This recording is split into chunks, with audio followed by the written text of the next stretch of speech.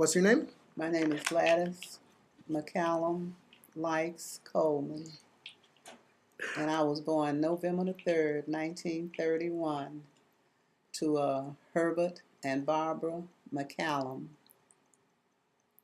I went to Douglas Elementary School, excuse me, on 31st in Chicago, Illinois, 31st and Giles, 8 years. Then I went to Wendell Phillips High School, 4 years. Then I went to Cortez W. Peters Business College for a year and a half.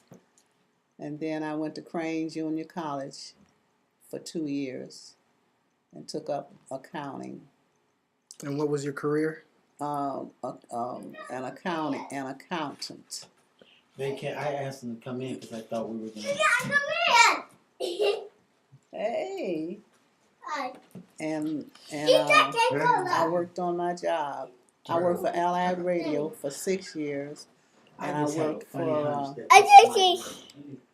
Granny talk. Material Service Corporation as an accounting clerk for 23 and a half years. I worked for Sears. Grandma Eddie. You see Grandma Eddie? No, you worked for Sears for how long? For about not quite a year. I'm younger. And what was your dad's occupation? My dad was a store owner. He had a grocery store. And what year did he open the grocery store? He opened a grocery store in let me see, I must have been about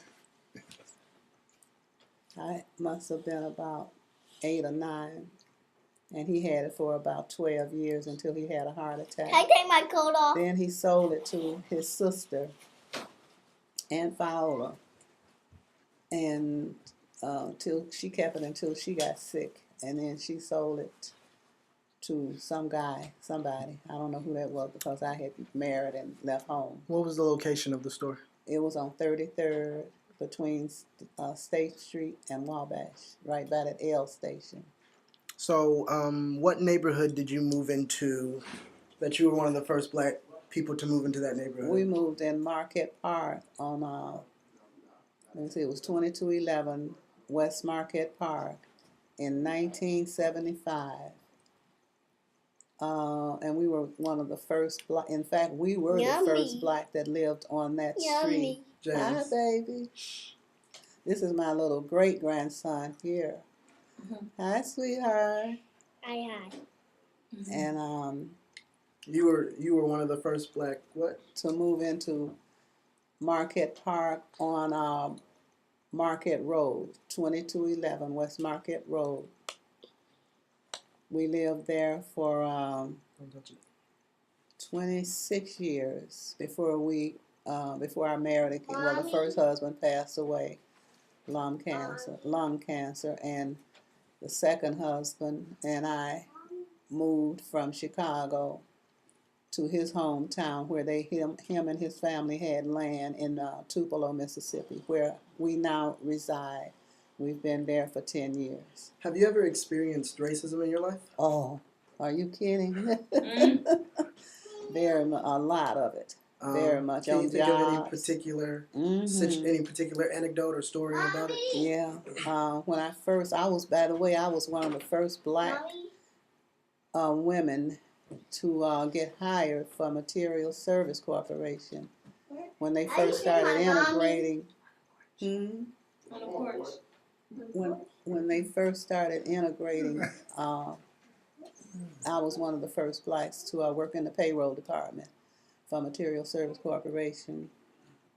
And then I had gone to night school and taken up accounting so I could better myself, get a better job. And they didn't want any blacks in the banking department. That's where I worked, in the banking department. So I had to go to court to sue them for racism, and I won my case. I sued them through EEOC, Equal Opportunity. and I won my case, and I went back to work there under conditions that I wasn't supposed to talk about what happened and the outcome of the trial. And anyway, I remained with the company for 23 and a half years, and now I'm drawing a pension from Material Service Corporation. So, as a 79-year-old black woman, what have you learned both about being black and a woman in Chicago and in the United States in all of your life? Well, what I've learned growing up in a racist city, because Chicago was just almost as racist as the South, but they were just a little more subtle.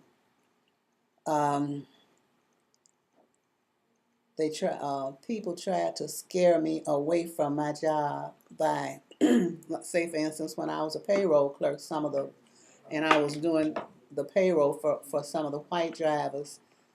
When they would bring their payroll cards in, they would put them in envelopes and put worms and things in there to frighten me. Mm. And I put up with that. Wow. I put up with them talking. People. Have you ever experienced people talking at you but not to you? Mm-hmm. Mm-hmm. I put up with that, and they didn't want any blacks in the banking department because they didn't want any blacks working around the money. And we handle in the banking department. We handle all the finances for the entire company. And what was the location of where you worked downtown? It was 322 South North LaSalle, 322 North LaSalle. But at first it was on 310 West Washington, and we moved from there to 222 North LaSalle. Okay. Mm. Okay. So, And I had I tell you, Material Service Corporation is a subsidiary of General Dynamics and Lester Crown. Colonel Crown was one of the richest Jewish people in Chicago. They're well known, their family, and they were very fair to their employees. so can you think of any names of slaves in our families? Like, can you think that far back? Were your grandparents slaves, or were your great grandparents slaves? My great grandparents were slaves. Okay. No, let me see, not my daddy's mother, but my daddy's mother's mother and father were slaves, but I didn't know them. Okay. Pardon me, I only knew my daddy's mother. I never met his father. He had passed away. When he passed away, my father brought his mother to Chicago. I was a little girl, about 3 or 4, and she lived with us on 31st and Giles, a block from the lake. Where's your father originally from? Now it's prime property. My father was originally from Laurel, Mississippi. And where was your mother originally from? She was originally from Atmore, Alabama. Mm-hmm. My father passed away in 1972 at the age of 78. I don't know exactly how old, because all I know is he was born in 1894, and I haven't thought back how old he would have been. So your father was born in 1894. And he passed away. So did you know his father? No, I never met him. Okay. But his mother lived with us. Okay. Mm-hmm. And do you remember anything about your grandmother? Yes, she was a real black lady, pretty black lady, a little short lady, and she had long black hair, and it was said that she was an Indian. What kind of Indian? I think they said a Blackfoot Indian. Okay. She had